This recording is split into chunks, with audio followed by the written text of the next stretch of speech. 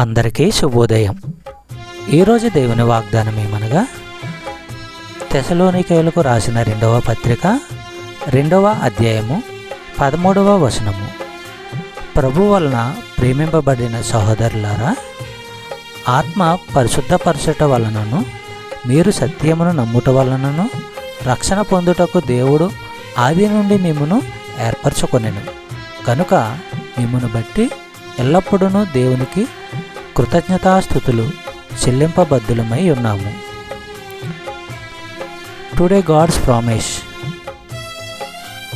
2 Thessalonians chapter 2 verse 13.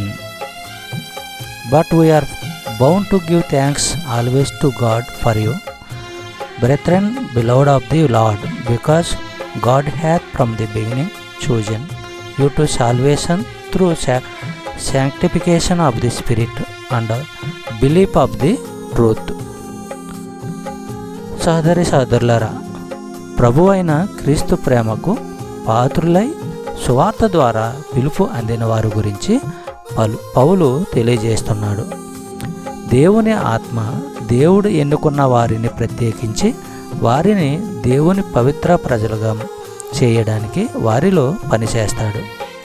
సత్యమును నమ్మడం ద్వారా దేవుడు మనుషులను రక్షిస్తాడు. సత్యము గూర్చి పౌలు ప్రకటిస్తున్న సువార్త ఇది. ఎఫెసీయులకు రాసిన పత్రిక 1వ అధ్యాయము 4వ వచనము మనము పరిశీలించినట్లయితే, ఎందుకంటే మనము ఆయన సన్నిధానంలో పవిత్రంగా నిర్దోషంగా ఉండాలని ప్రపంచం ఉనికిలోకి రాకముందే ఆయన క్రీస్తులో మనలను ఎన్నుకొన్నాడు. విశ్వాసులు పుట్టకముందే, లోకము ఉనికిలోకి రాకముందే దేవుడు భవిష్యత్తులోకి దృష్టి సారించి ప్రతి విశ్వాసిని చూసి క్రీస్తులో ఎన్నుకున్నాడు.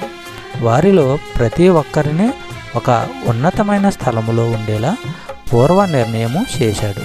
చెప్పబడిన వాగ్దానము దేవుడు దీవించి ఆశీర్వదించును గాక. ఆమేన్.